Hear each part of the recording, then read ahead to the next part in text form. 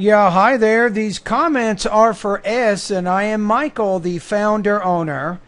And the materials writer for all of your lessons at the 7-step system to pass a TOEFL IBT, your online TOEFL course. And my goodness, you took a lot of time out of your day to write me an email. And if you write an email like you did and you give me all this information, I'm definitely going to do a video to help answer your questions. Now, I hope you don't mind. I'm going to kill two birds with one stone here. I'm going to go ahead and answer all your questions. And also, I'm going to correct some of your writing errors that I see in this email that you sent. All right? So you say, I'm just using your initials S from, I didn't even name your country. You say, I'm a graduate engineer. And I probably would not even capitalize those two because it's not really a title. Currently, instead of occupied, I would put employed in an IT firm. I've seen your YouTube videos about, I would capitalize this. This is the specific name of my course. You say, I really found one of your videos particularly interesting where you told that just by reading books and dating with native speakers, and not just dating, but just interacting, communicating, speaking a lot, that does help with your English. It says, helped one of your students to get 80 on the TOEFL IBT test. You say, however, I also believe that. And you don't need really a comma here. Maybe use a new paragraph here. I also believe I will have better preparation if I follow unconventional preparation techniques. Because you already said you say I'm opting. Usually when you use an infinitive here, you say I'm opting to study a master's degree and I need 80 points on the TOEFL IBT test. So you should probably, if you want to go online, I'll give you a tip. Go to Google, type in the words in, on, and at prepositions. Again, in, on, and at prepositions, then how do you use, or how about this? How do you use in, on, and at prepositions in English grammar? So you should probably review those prepositions. You say, I need 80 points on the TOEFL IBT test to fulfill a minimum requirement for English language proficiency. My 4 years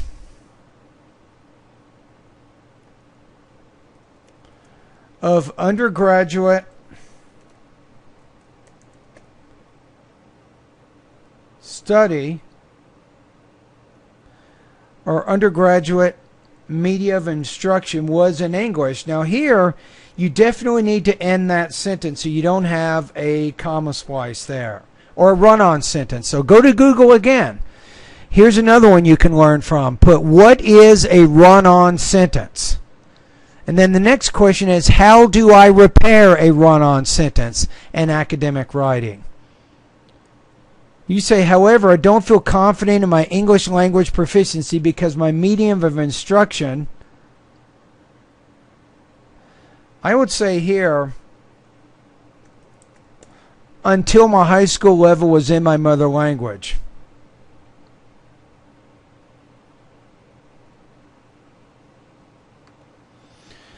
Okay, so let's begin a new paragraph right here. You say, anyway, before answering all of your questions given in the website, I want to describe my nature. I am a chronic procrastinator, and I don't feel any interest practicing for language tests. It gives, I would say here, me utter boredom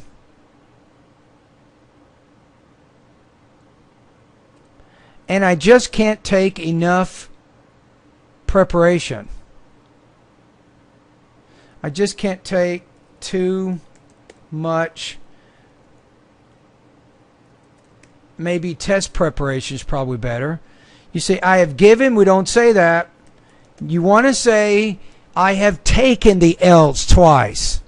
So again, go to Google. Here's another one. How to use take versus give in English vocabulary or in writing or something. So you're trying to get used to these two words. A native speaker is never going to say, I have given the TOEFL test, unless you're the one who offers it to other students. I might say, I gave a test to my students yesterday, and one of my students scored perfectly on the exam. So the person who constructs the test or makes the test, they give the test. But you, because you didn't create it or construct it, you're actually taking that exam. See, so I've taken IELTS twice. And maybe put a preposition here on both. I would probably say here, on both of those exams, I didn't take preparation properly, and as a result, I ended up with 6.5 every time, just because I watched I would say here, I watched too many English movie serials for entertainment and lots of videos on YouTube on various topics. That's a good thing. There's nothing wrong with that. I mean, it's a good start. You say, I have confidence I can communicate in English. You don't want to say but and however at the same time. They both do the same thing. They show contrast. You say, however, if I'm given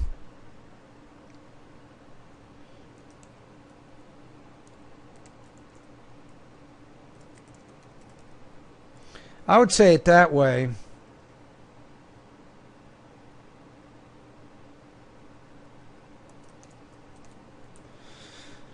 However, if I'm given something to write or speak, the real struggle begins. I just let it out. I just let out what I have learnt. The most frustrating thing is, no comma there because you're kind of saying this. The most frustrating thing is I haven't read any English books other than my textbook. And a few times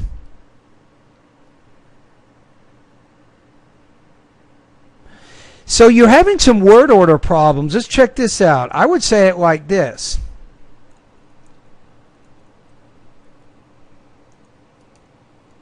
I would say I have tried a few times, but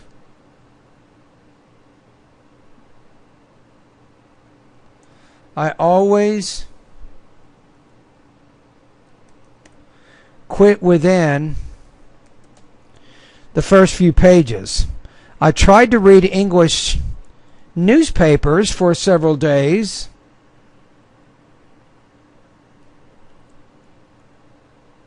For several days last week, but again, in this week I stopped reading and started watching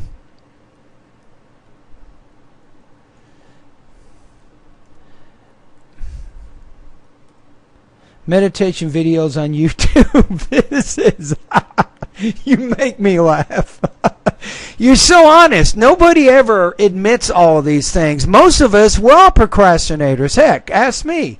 I'm a compositionist over at California State University, San Bernardino. In the fall, I usually teach 4 writing classes, and sometimes I put off grading these papers. It's true. We all have this problem to some degree. The fact that you can acknowledge it, you can openly talk about it, you got my respect. And there's probably people watching the video that are saying, crap, I do the same thing. And this is exactly why I'm posting this at YouTube, because a lot of people, they have similar issues that you have. You're not the only one who has trouble procrastinating, so join the club. And believe it or not, I'm going to tell you a quick story, and we'll go on to what you were saying. There's actually some research. Now, don't tell a lot of people I told you this, but there is some research that says if you procrastinate writing papers at the college level, sometimes you can become a little bit more creative. So instead of trying to do everything way in advance, you give your brain time to think about it and think. Then at the very last minute, then you start writing your paper. And sometimes that actually helps writers be more creative. You didn't hear that from me, though. Okay, so let's look at what you have here. All right, so you say, right now I feel I need a mentor whom I will follow and will participate on the TOEFL exam with his prescription. I'm gonna make some changes here. So I need a mentor whom I will follow and will help prepare me to take the TOEFL exam in the future. I understand where you're coming from, right? Okay, now before I get to your questions here, I want to deal with some of your issues, and particularly I want to help you deal with the procrastination issue and the boredom issue. Because this is only something you have to deal with, right? Okay, so you say that you're bored sometimes when you're studying, when you're trying to learn or to study the IELTS or the TOEFL exam. You're very bored doing that kind of study, and you procrastinate because you don't want to do it, so you keep putting it off. Okay, so here's my question. Is it boring for you to swim in a beautiful pool with a slide? How about this? You're floating in the pool, soaking up the rays of the sun, listening to your favorite music on a very nice stereo. How boring is that? Okay, let me ask you another question. What about, is it boring if you go on vacation? For example, next week, I'm going to Las Vegas for about 5-6 days. So I have a hotel on the Strip with my family. So we're going to go there for 5 or 6 days. Our hotel has a water slide. It has a few stores here and there. And then the Strip, the Las Vegas Strip, is only about 10 kilometers away. How boring do you think my vacation is going to be? Probably not too boring, right? Now, why am I saying this? Now, think about all the things you like to do, the things you want to buy, the house, your dream home, your dream car, your dream family. Think about all of those things. Are those things boring to you? Probably not, right? So think of it this way. Think of your TOEFL study. Think of your learning English right now as a means to an end. So no matter how boring it may be, think about what it allows you to do. So I'm guessing here, if you pursue your engineering degree, if you get more education, if you get a higher TOEFL score, I'm assuming that that's going to open up some doors for you. For example, you're saying that I want to study a master's degree. Am I right? So what does this tell me? This is what it tells me. In the United States, the average person makes about $50,000 a year with a bachelor's degree or 4-year degree. See what I'm saying? Now, what do you think happens when you get a master's degree? Your income goes up to $75,000. We'll say annually. Now, how boring is that? Now, the last I checked, my cousin, who is a structural engineer, he got a bachelor's, a master's, and a PhD in engineering, and eventually he started his own engineering firm here in California. And guess what? He's making about $500,000 a year. Let's put that one down.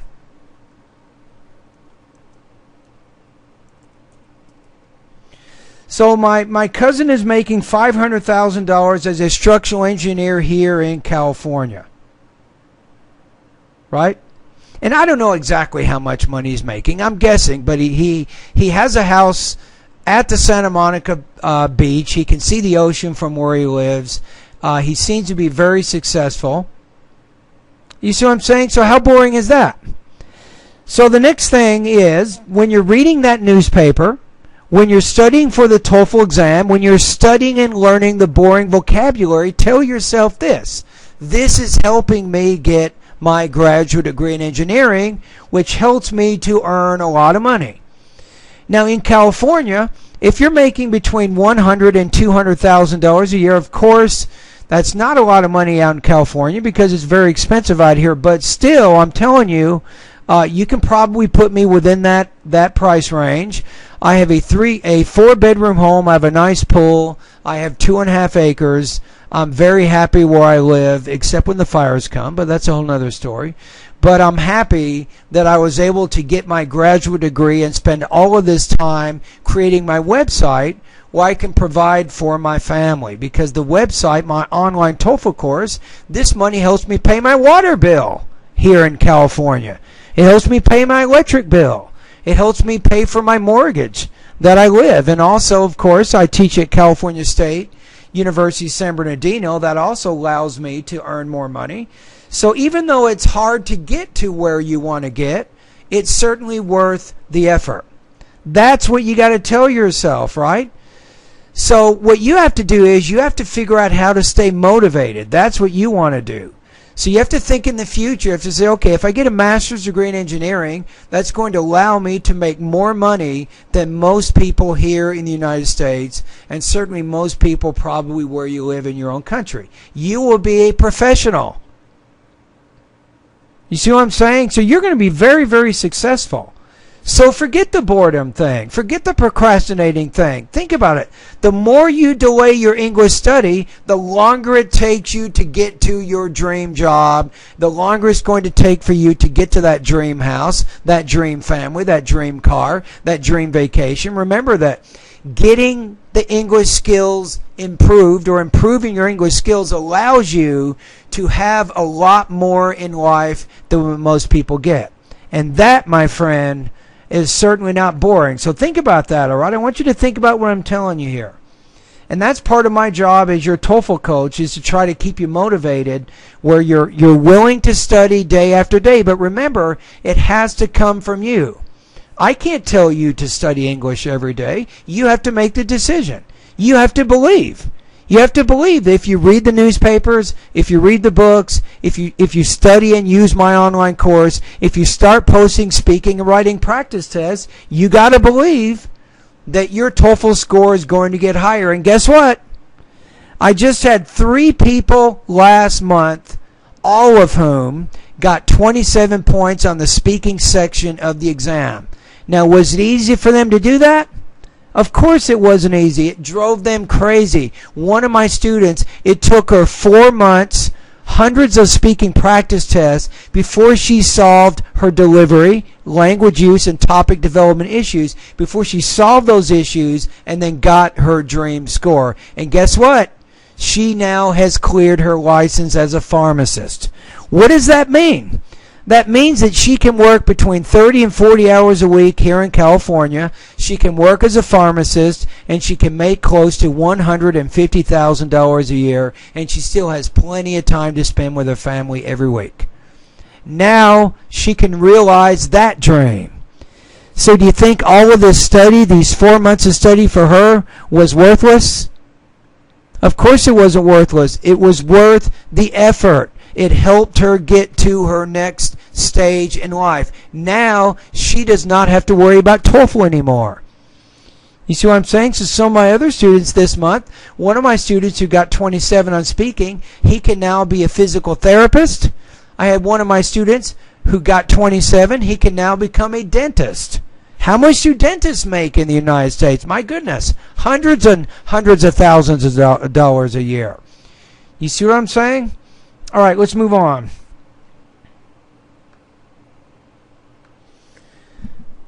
Okay, so as far as I can tell, the good news for you is your score of 6.5 I mean, that's pretty close to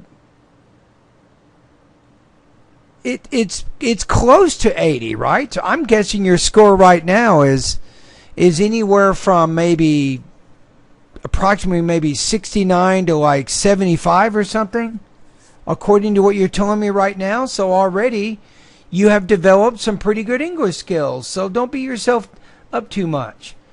Okay, so you need to get 80 with a minimum of 20 points. You want to say here, in each section, right? You have at best 2 months. And that means no procrastinating. Remember what your goal is. Your goal is to become a full-fledged professional engineer with a graduate degree. What does that mean? That means you're going to have some very serious money. You're going to make a lot of money. If you're living in the United States, you'll be able to get a really nice house, maybe a 3 or 4 car garage. You can have a nice boat, a big property. You'll be very successful. So your study right now, treat it like a job. It's going to allow you to get some really good things in the future. You say, to be very honest, I would say here, if I be myself, I could spend at best 45 minutes on an average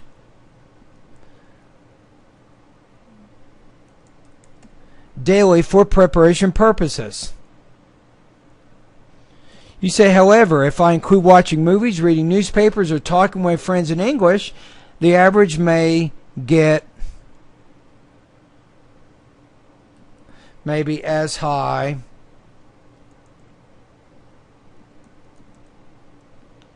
as 1 hour and 30 minutes. I like that sentence you wrote. Do you realize how parallel this sentence is? You said watching, reading, and talking. So you used 3 gerund phrases in a row. I love that. That was good grammar. You say the average may get as high as 1 hour and 30 minutes. However, if I become a good student,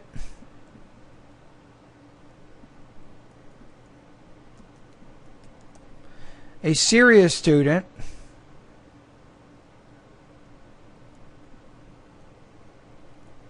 maybe put a comma here, and I don't have any plans, work in my life, but TOEFL, I may be able to study up to 3/4 of the day for TOEFL exam purposes. I don't know why I feel like I am choking whenever I try to memorize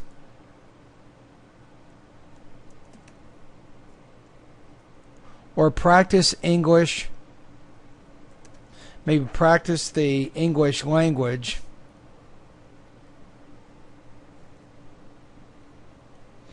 You might say, then I'll feel very sad inside, wondering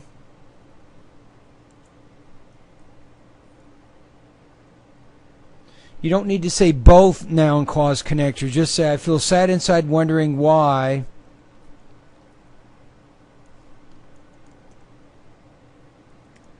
I can't use English language naturally or fluently like others,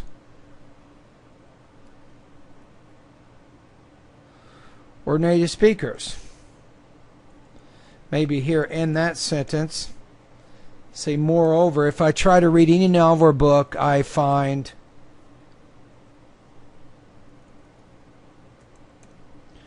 I find 20 to 30% unknown words, and each time searching,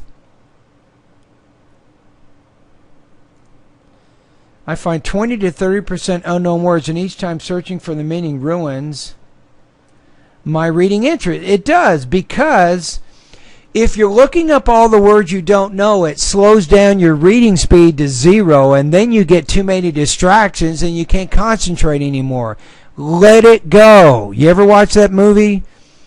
It has that famous song in it, Let It Go. Frozen, the movie Frozen. Let it go. If you don't know all the words, forget them. Don't worry about them. You already said here that you understand 70 to 80% of what you read right now, you understand. 20 to 30% you don't know. Now, guess what?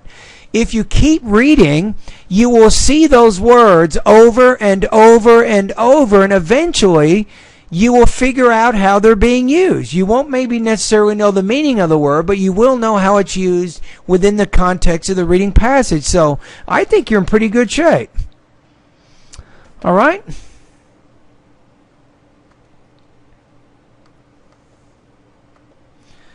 All right, so what do we do with you now? What is the best thing in your situation? So you say you have about 2 months, and how about this? If you enroll in my online course, it does cost, I think the payment right now is about $45 a month, and it's not going to be free. And that might be motivational to you, because if you're not studying, you're literally throwing your money away. And you don't want to do that. You know I'm going to be your TOEFL coach. How about this? Let's get started today. Once you join my online TOEFL course, I want you to join my Voxy Pop speaking group, so you can start posting speaking, and you can also start posting writing practice tests at my website. Right? So what you can do is, the very first speaking one, again, you can tell me a little bit more about yourself and what your goals are. Post the speaking practice test. I will give you a score, and then I can give you some more advice. Because based on your speaking, I can tell you what kinds of vocabulary issues you're having. I can tell you what kind of grammar problems you're having, and even problems with pronunciation. So I can kind of help you and help you understand what you need to do. Now, you can also do the same thing with writing. You can post a writing practice test today or tomorrow, and then you can get a score, and let's see how close you are to 20 points. Right? So my advice for right now is, let's just see how you're doing on the speaking and the writing, and then we can go from there. So you're going to start using my course based on the feedback I give you on your speaking and writing practice tests.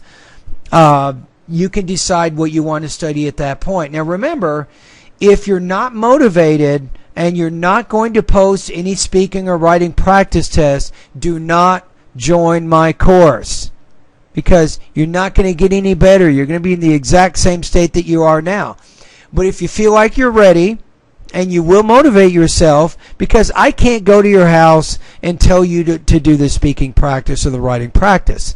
This is something that you have to do. Remember, you're going to get an engineering degree, a graduate engineering degree, that allows you to make at least $75,000 to maybe $100,000 a year. This is going to allow you to have a really good job. So you got to focus now so that you can get this degree later. You see what I'm saying? My job is to help you develop the English that you need so you can succeed in the graduate program of your choosing. All right? Anyway, thank you very much. So in conclusion of this video, the first step, join my online TOEFL course, step 1. Step 2, join my Voxy Pop discussion groups. You can start posting speaking. And then the next step is to post a writing practice test as well. And then let's go from there. All right? Anyway, thank you very much for your comments. And all the best to your high-scoring TOEFL success.